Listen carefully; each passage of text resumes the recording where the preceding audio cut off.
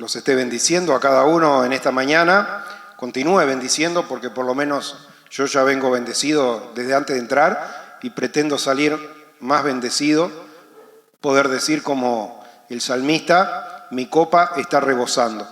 Así que el Espíritu de Dios pueda continuar la obra que ya la comenzó desde temprano. Dice el consejo que Moisés le da allí a Josué que lo iba a suceder y le dice que nunca se aparte de ti estos preceptos que yo te doy para que medites en ellos de noche y de día. No solamente tenemos que llegar y meditar en la hora que de pronto estamos reunidos en medio de los estudios o las predicaciones, sino que debemos continuar meditando en estas cosas para que el Espíritu continúe haciendo la obra. Como le decía, arranco temprano en la semana a preparar el estudio, que hoy nos toca el estudio 48, no sé si lo dije, pero siempre para poder retomar bien lo que hemos aprendido. Me gusta ir 1 o 2 estudios para atrás, de volverlos a meditar, de volverlos a escuchar en este caso. En el día del estudio traigo el mensaje, pero en el correr de la semana escucho el propio mensaje para poder seguir creciendo a través del mover del Espíritu. Y sabe que hoy, mientras escuchaba la predicación, no había amanecido todavía, y puse de nuevo la predicación, y dentro de los ejemplos que yo daba estaba el de la conversión de aquel etíope en el desierto. Recuerda que Felipe se le arrimó al carro y hace una pregunta, no entendía, dice, ¿de quién dice esto? ¿De sí mismo o de algún otro? Y sabe que el Espíritu me hizo entender algo en ese momento, que hay cosas en las cuales nosotros debemos hacer un alto y preguntarnos. La mujer samaritana le dijo, Señor, ¿dónde debemos adorar? ¿Es en el templo o es en el monte? Debemos consultar a la guía del Espíritu para decir, Señor, ¿qué es lo correcto? Y sabe que yo traje un ejemplo de un documental que había visto hace muchos años atrás, de las diferentes discusiones que ya se formaban cientos de años atrás en este caso, ¿no? Y entonces estaban allí los que predicaban la vida de austeridad y entonces se habían reunido en un concilio a debatir, dice, si las vestiduras que vestía Jesús eran de él o no eran de él. Y a veces discutiendo trivialidades. El pastor David trajo el ejemplo, yo lo viví en carne propia en un seminario en Argentina, en Entre Ríos, allí el pelo de la mujer, ¿hasta dónde tiene que ser? Más acá, más allá, hablando de cosas triviales que en nada edifican, como dijo Jesús, cuando lo cuestionaban los discípulos no se habían lavado las manos antes de comer y había una costumbre, y Jesús dice, todo lo que uno come va a parar a la letrina, lo importante es lo que sale de la boca. Y a veces nos concentramos en cosas triviales y pasamos por alto lo verdadero. Y sabe que venimos por varios estudios desarrollando cómo tanto las cartas como las predicaciones presenciales que se hacían siempre estaban dirigidas a 2 audiencias, ¿no? A gentiles y a judíos, y allí entre medio a veces había algún prosélito, alguien que primero se había convertido al judaísmo y estaba esperando la venida del Mesías, y allí llegaba la predicación de la palabra dándoles a entender de que el Mesías ya había venido, muerto y resucitado, y etcétera. Y también muchos de aquellos que se habían entonces convertido al judaísmo, siendo gentiles anteriormente, a los cuales la Escritura les llama prosélitos, también se convertían. Entonces había 2 o 3 audiencias en cada uno de los lugares. Si usted mira, hermano, tanto Jerusalén, porque el día de Pentecostés había de todas las naciones, dice, allí reunido, era una ciudad muy importante, con un montón de extranjeros en aquel lugar, y cuando vino el Espíritu Santo, cada uno escuchaba hablar en su propia lengua. Así que desde la propia Jerusalén hasta Samaria, cuando va Felipe allí a predicar, o hasta cada una de las naciones netamente gentiles a donde el apóstol Pablo llegó, primeramente allí griegos y demás, este público que se reunía estaba compuesto por diferentes personas. Y el capítulo que nosotros hemos estado estudiando tiene como propósito mostrarnos de que cualquiera de ellos no se salvan con un evangelio diferente, sino que todos son participantes del mismo Cordero, del mismo sacrificio, y por eso la analogía que trae el apóstol Pablo es la de un olivo, ¿tá? Un buen olivo, y tanto judíos como tantos gentiles dependen de ser nutridos de ese propio olivo. No hay dos olivos diferentes. ¿A qué se refiere esto, hermano? De que la salvación es común para el judío, para el gentil. El judío solamente puede acceder, dice, vendrá, lo estudiamos, ese pasaje que mencionó el apóstol Pablo, el libertador, a Sión, y apartará la impiedad de Jacob, y vimos que eso ya se había cumplido. Entonces dice, si no permanecieren en su incredulidad, en otros términos diríamos, si creen, también ellos serán salvos. ¿De qué manera? Con un árbol diferente, no, reinjertados, fueron desechados, pero ahora si creen, el Señor es poderoso para volverlo a injertar en el mismo árbol. Así que la salvación es la misma para el judío que para el gentil. Eso es lo que le estaba explicando a los que estaban allí, porque tal vez uno decía, bueno, nosotros somos salvos de tal manera, y el gentil que estaba allí, si nosotros somos salvos de tal otra, pero el apóstol Pablo le dice, no se equivoque, todo, gentil, judío, prosélito, tienen que entender de que la salvación es solamente a través de ese sacrificio de Jesucristo, el cual, ¿sabe qué? Hizo la obra completa, porque todo, hermano, aún la palabra de Dios nos muestra que ni aún la fe es nuestra, sino que la fe, dice, y esto no de vosotros, dice allí Filipenses, si no recuerdo mal, sino que es un don de Dios. ¿Tá? La propia palabra nos enseña que Él es el que produce el querer como el hacer por su buena voluntad. Toda la obra, hermano, redención, justificación, santificación, fe, querer hacer, todo depende de Dios. Así que, hermano, no estando jactancioso. Y sabe que mientras esta mañana volví a escuchar esa predicación, me hice la pregunta. Este hombre venía leyendo el escrito de Isaías referente a la obra de Jesucristo. Dice, como cordero fue llevado al matadero y no abrió su boca, su generación, ¿quién la contará? Se ve que venía estudiando las Escrituras por mucho tiempo, había viajado de su país a Jerusalén, había dado ofrendas en el templo, se volvía a su país, pero seguía permaneciendo esa pregunta en él acerca de quién hablaba aquel pasaje. Y allí entonces el Espíritu usa a Felipe, lo lleva, y acá también veía acerca de los diferentes dones que Dios da, de esa parábola que Jesús enseñó, de que a uno le dio un talento, a otro le dio 5 y a otro le dio 10. Porque si miramos la vida de Felipe, tenía unos cuantos talentos. Primeramente fue por elección allí de los apóstoles y decisión del Espíritu Santo, fue constituido diácono. Y luego se transforma en un evangelista. El Espíritu lo mueve y sale a dar la palabra. Pero este evangelista también bautizaba, porque allí en el desierto, dice, cuando vieron un lugar de agua, dice, ¿qué impide que yo sea bautizado? Luego que le predicó el mensaje, enseguida estuvo dispuesto, porque era una oveja de Dios y había llegado el mensaje a él, y era un gentil. Por eso le digo que el ministerio no era exclusivamente del apóstol Pablo, si bien principalmente era él, también él hablaba a los judíos, y de la misma manera hubieron judíos, como lo vimos la reunión anterior, el propio Pedro fue enviado allí a Cesarea, a casa de Cornelio, y todos aquellos ciudadanos romanos, amigos, soldados que estaban allí reunidos, creyeron a través de la predicación del apóstol Pedro, que era un apóstol que había sido enviado a los judíos. Entonces, hermanos, vemos cómo ese ministerio se entrelaza, y vemos cómo Dios a uno le da un don, a otro le da 5, a otro le da 10.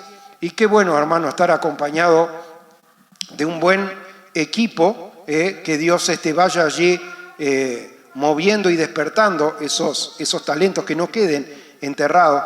Entonces veíamos que era diácono, era evangelista, bautizaba, y sabe que si usted lee en Hechos de los Apóstoles, cuando él va a Samaria y hay una gran conversión, ¿no? También dice, muchos creían por los señales y milagros que eran hechos, así que también señales y milagros eran obrados a través de la vida de Felipe. Y allí entonces llegan, enviados de Jerusalén, Pedro y Juan, con otro don. Felipe tenía el don de exponer con claridad estas cosas y que la gente creyera, los que eran realmente escogidos de Dios, obedecieran al Evangelio, bautizándose. Dios confirmaba estas cosas con señales y milagros, pero no le había sido dado a él el don de poder imponer las manos y que recibieran el Espíritu Santo, y allí se complementa la obra a través de estos dos discípulos que habían sido enviados un poco a supervisar qué estaba pasando allá, pues los mandó a la iglesia a Jerusalén, no fueron por voluntad propia, no fue un mandato del Espíritu Santo, sino que cuando la iglesia de Jerusalén oyó esta, envió a Pedro y a Juan como para ver un poco allí qué estaba haciendo Felipe, que se había ido sin permiso, pero había ido en la dirección de Dios, y por eso Dios confirmó de que aquella era su obra, invistiendo a aquellos hombres de poder para que los que habían creído recibiesen el bautismo del Espíritu Santo. Y hermano, entonces, escuchando la predicación el estudio del sábado anterior y el otro anterior, y teniendo presente esta situación que vivió Felipe con el etíope, mi pregunta que me hizo formularme el Espíritu era, ¿de quién fue fruto aquel etíope? Qué pregunta bárbara, ¿no? Y hermano, ahí nos damos cuenta de que los frutos son compartidos y no son de uno solo. El fruto, hermano, fue un fruto de la palabra que habló Isaías y del ministerio que Dios le dio a Felipe. Se complementaron entre ellos dos. ¿Y sabe qué? Por si usted está ahí, no le gusta lo que yo le estoy diciendo, Juan 4:38 dice así nuestro Señor Jesucristo: yo os he enviado a cegar lo que vosotros no labraste. Otros labraron y vosotros habéis entrado en sus labores. ¿Se da cuenta, hermano, que la obra del Señor, hermano, trasciende nuestra propia vida? Quizás a veces no podemos ver nosotros los frutos que el Señor pueda estar utilizando para llamar. Lo tenemos, hermano, en el ejemplo de Isaías y de Felipe, pero lo tenemos aún hoy, hermano, con otros hermanos que han pasado y que por la gracia de Dios, porque Dios ha tocado algún corazón, hemos podido rescatar también predicaciones del pastor Gómez, y al día de hoy, ayer estaba actualizando la página de la iglesia, cristo.uy, aprovecho para nombrársela si usted no la conoce y de casualidad está escuchando este estudio, y allí veía que se había suscrito uno nuevo, que en realidad no era alguien nuevo aparentemente, sino alguien que ya había escuchado las predicaciones del pastor Gómez y que ahora podíamos allí nuevamente volver a escuchar a través de la página de la iglesia, que se han rescatado varias de esas, todas las que hemos conseguido por lo menos, ¿no? Y ponía qué fuente de bendición, no sé qué, donde realmente pudo reconocer estas cosas. Yo digo, pensar que con el trabajo que se está haciendo, si el Señor no viene antes, quizás el Señor pueda estar también levantando frutos, porque nosotros hoy estamos entrando en la labranza de otro y quizás no nos toca la tarea de recoger los frutos, pero nos toca la tarea de seguir labrando la tierra y en definitiva es lo mismo que se dio allí en la iglesia de Corinto.